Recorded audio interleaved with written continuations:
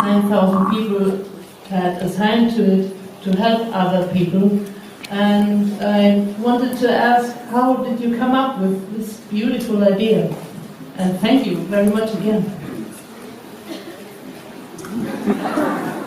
We were all flying back from a convention one night, and I don't remember where the convention was, but it was somewhere in the US. It was one of the creation conventions, and we were talking about, it had been,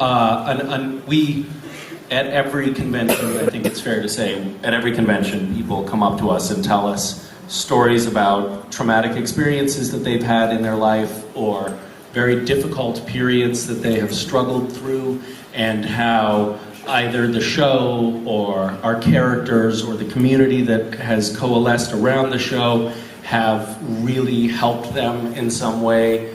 We hear stories about, you know, people say very often to us things like, I feel like I wouldn't be here if it weren't for, you know, the show and you guys. And it sometimes gets incredibly emotional. You know, I think it may have been at this convention that we were flying back from, but a woman had come up with her daughter, and her daughter said to me, the woman was standing right behind the daughter was like 18 years old, and she said, the daughter said, you know, I really wouldn't be here were it not for you and the show. She was saying you, like you guys and the show, and the mom was nodding her head because she knew it to be true, and she was crying, and I just started bawling. Like I couldn't contain it. I just started crying. Like, as a parent, you know, the idea of imagining your kid wanting to kill themselves is like the most. As a human. I mean, like imagine like. No. I mean, like you can't even think about it, and we have a lot of those experiences on the show. I mean, going to conventions with fans, and Jared had done a lot of these. You guys both did it together, and then, and so we just started talking about, okay, how can we actually take, you know, A, take these funds, and B, take this energy and channel it into something that that could really be have a direct material impact on these fans that are suffering from these issues. And we sort of gave birth to that idea in a very rough sense, and then talked to the staff at Random Acts, and they put together the partnerships and started to build the platform and started vetting people. So that was the process. Thank you very much for doing this. Thank you.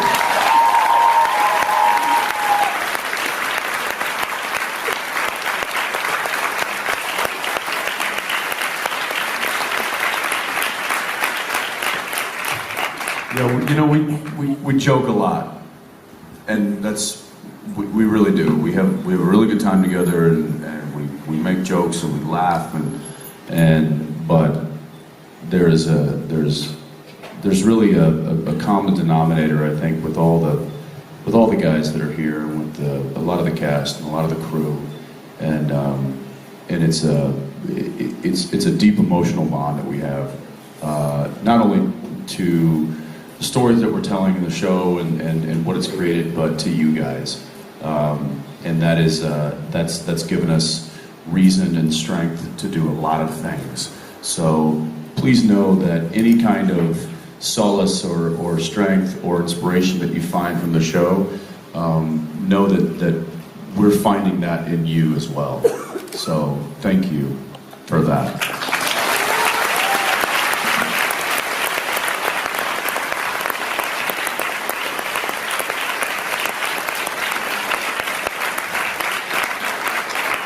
Hi. Hi. I've got a question about the season when when everyone basically went back to the cage, to Lucifer, to rescue Sam. So this season they were sort of re-exploring the cage and everything that happened with that.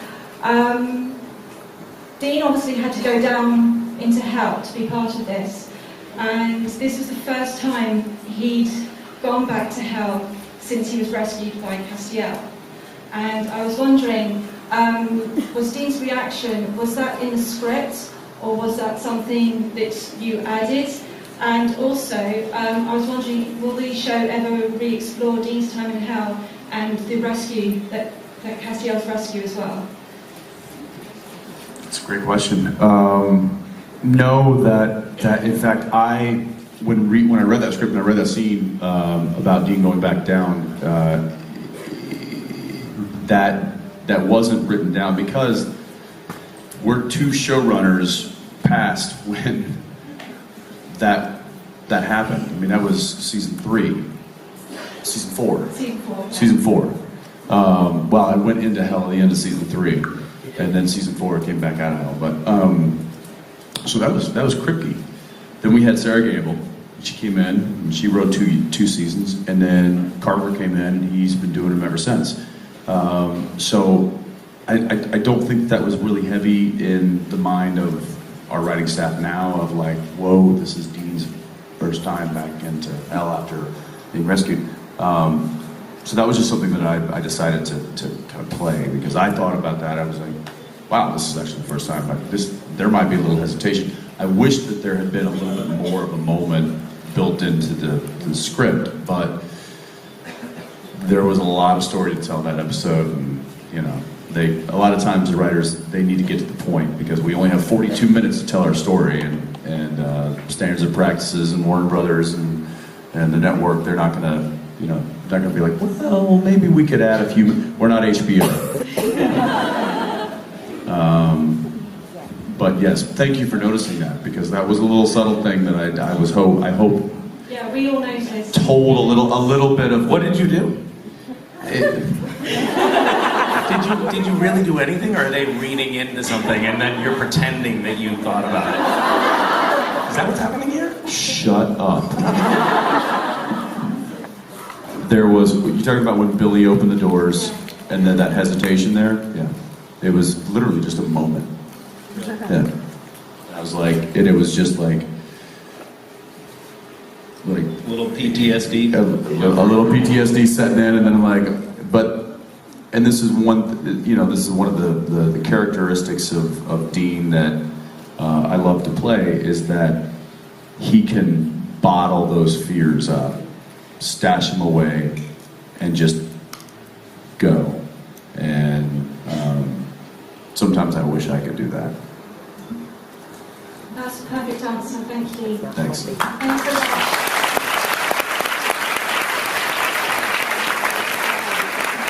Hi. Hi. That's going to be really hard to follow. So, I waited since your panel this morning to ask you this, and I could have used some apple juice while I waited, but what is your favorite brand of apple juice? Mott's? See, I said Treetop. Oh, good place. You're a Mott's guy. Yeah. You're dead to me. Close second. I'm a Treetop guy. Yeah. Yeah, but the crazy thing is the makers of Treetop.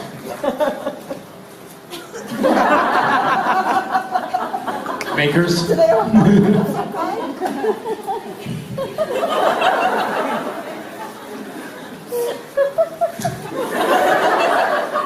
They have a few different makers. The apples are grown generally on the Lefroy vineyard, or apple orchard. I'm sorry, yes, the orchard. And also if Scottish apple juice, right? If they're really aged properly, Yeah. the Macallan orchard makes some amazing apple juice as well. Interesting. Yeah.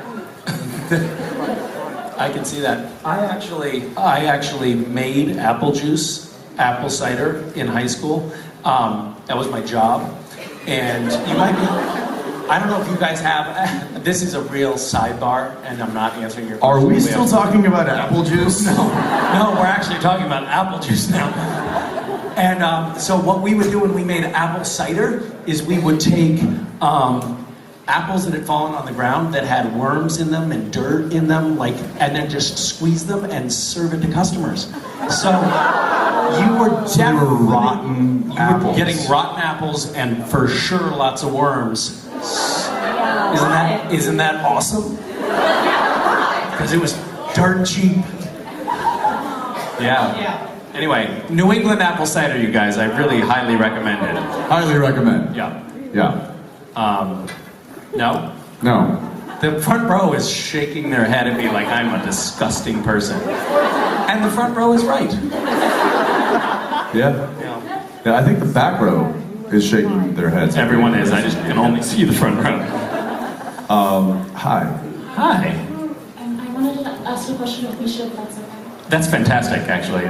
Sure, yeah, I'll just be here. I had a question for you, but I waited in line and I can't. What is it? I'll just be waiting here. I'll just wait here then. You'll just wait here then. I'll just wait here then.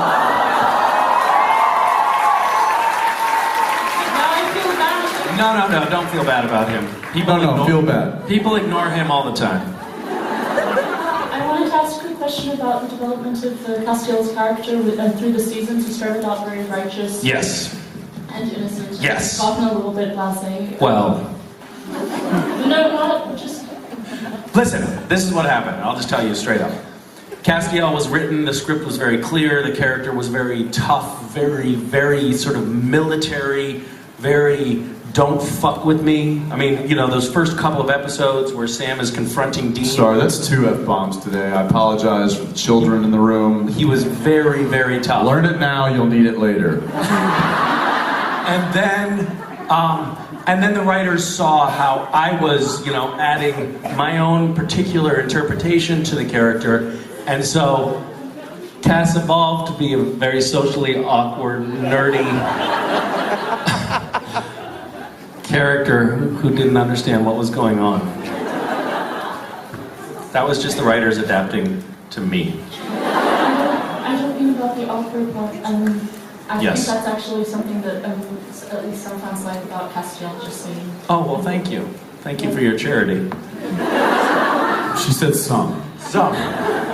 5. Few. Little. Like 3. The same ones that laughed at my Russian joke. Yes. Yeah. Yes. I was just wondering because in season 10 he said that something about people trying to do what's right, not having a hard time doing that, and not really managing. And I was wondering, I think maybe the word is jaded. I was wondering what you thought about the development of Castiel's character. Okay. I think that Cass has become pretty jaded in his exposure to humanity and the human problems. I think that he was very idealistic when he started on the show. We saw this character who thought that if you did the right thing and you were in service of God, you were gonna come out on the right side. And I think that over the course of the show, for many seasons now, we've seen people trying to do the right thing and having horrible things happen, or having to do really bad things to, you know, have the ends justify the means. I think that it's kind of interesting that the show has allowed that complex version of all the characters to happen, because I think that it's true of Sam and Dean too. Like, they're trying. Sorry, I've been asleep for the past 5 minutes. You know, it's funny. I think I fell asleep when I was giving that I'm answer. pretty sure you did. Yeah, I think that we all struggle with that question, and I'm struggling with answering this question. So it's a struggle on all fronts. No, don't feel sorry. Just feel sorry for Misha. Thanks. Thank you. Thank you. I think I got an idea. What? Let's do it.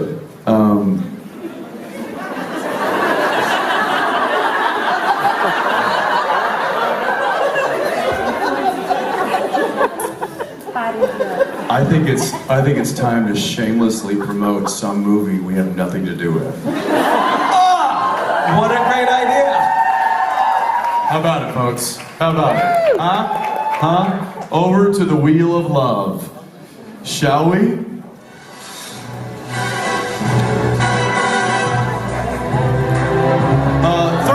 James Bond.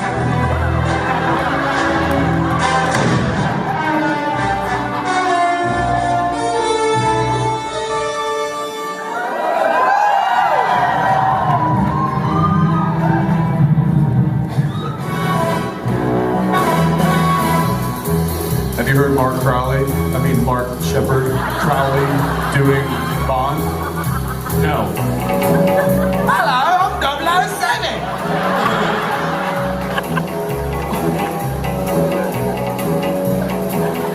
That's it? That was too long. That was riveting. Well, how does this work? What are we doing? What's that? What is this? Are we taking this? This is champagne? Is this the... Wait. Oh, champagne. Wait. This is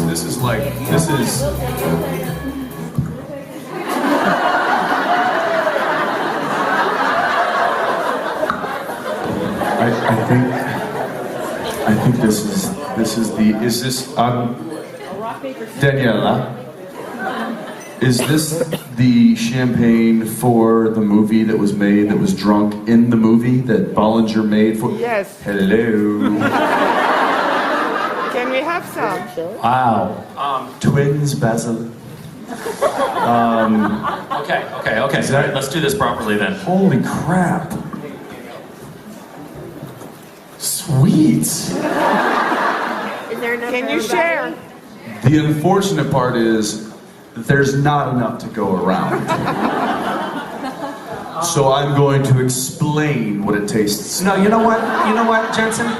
That's incredibly selfish of you.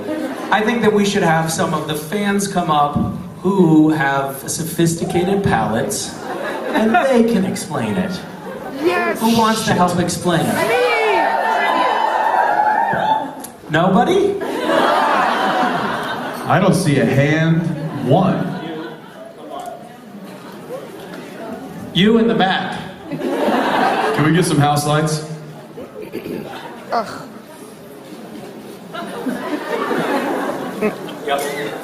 Yeah, those were comedy elbows. Lights.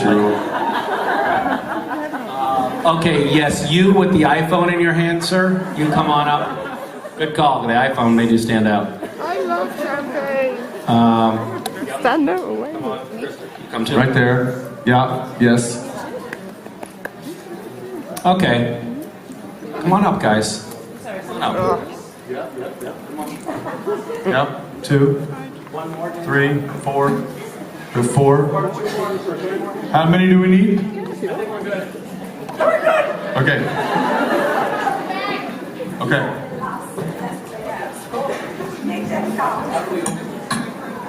Okay. Here goes your champagne. It's not real.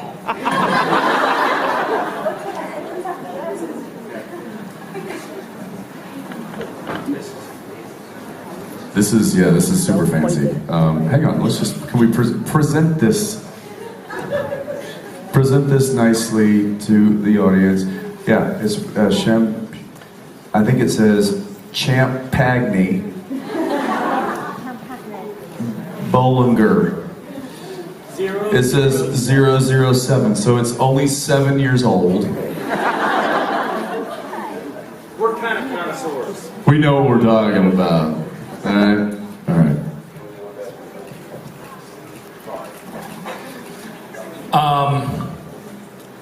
In the James Bond films, I think it's interesting to note that they have these incredibly complicated cars that can do amazing things, shoot missiles and stuff like that. And I don't know if you know this, but Eric Kripke modeled the Impala after that a little bit when he put a cassette player in it. It's a little known fact. What? I should be doing a British. Oh right, we should be doing British accents for this occasion, should we not? Good sir. Yeah, right. Yeah, it's great. Not that one. No, they're saying don't. No. They're saying don't. If I do it upwards, then it's just going to go straight right back down and hit him in the head. If I do it outwards, then it's going to actually, somebody's going to actually catch it. Right, you've got a good point. But what I'm saying is, if you want to get more. No, I want to get all the way back to the back. No, what I'm saying is, if you want to put someone's eye out, you've got to point it and shake it. Like right there. Like hit it really hard. Make it. Yeah, use your influence. They're so nervous.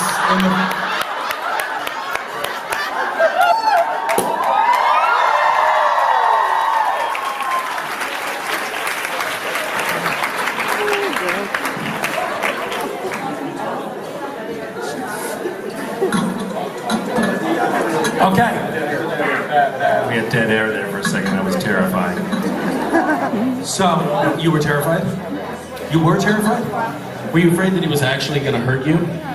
Jensen would never do that. Unless he thought it would be funny, and then he would. All right, well, while we're pouring these drinks, we might as well get in one more question. Which side are we on now? Here? It's, hey, Daniela, stop rushing us. Go ahead. Why in the purgatory Castielsberg was still growing and Deans wasn't? Yes. If you could be with Pascal and me, what would they think of you? They would, yes. Next question. Yeah, I can speak for him. We're good. Sam and Dean have tattoos on their chests. Yeah. Yes. It's for the family. Yes. I was wondering, you can have a tattoo. What would it be? If I could have a tattoo or Castiel? You. Me? Yeah. If I could have a tattoo, I would have a tattoo. It's kind of a silly question, isn't it? I'd have a tattoo of Sam and Dean.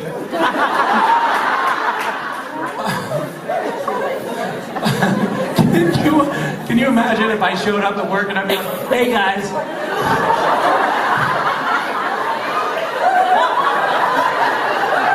Check this out.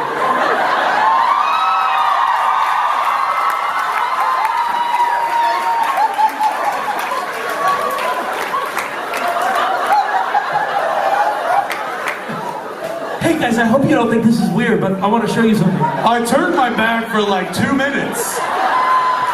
And you're like exposing yourself to the audience. Okay, that's a fair criticism. Giving your influence. I mean, what's up, dude?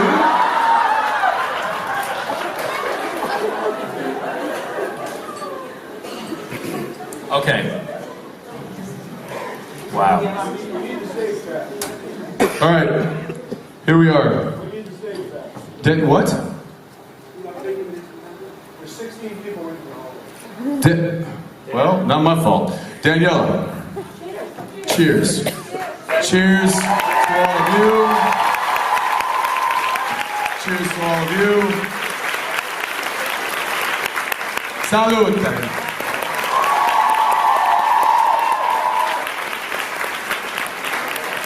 You're not missing anything. It's terrible. It's really. I mean, it's like it's like fresh cut grass meets like toilet water.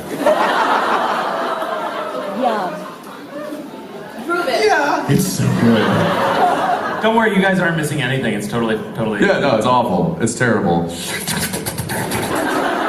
Listen, we're getting the stink eye from the man who invented it, Cliff Kosterman. So okay, listen. Oh my gosh.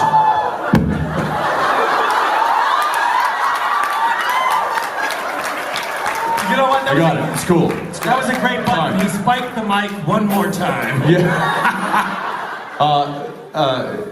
Ladies and gentlemen, thank you. Thank you. Thank you. Cheers. Thank you for coming up. Enjoy. All right. Well, I think that does it for us. Should we get off and then go back on? I think we're done. We just stay? No. We'll just. Ooh, that's kind of a cool memento.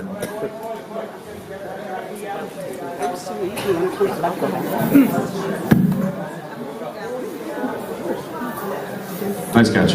All right.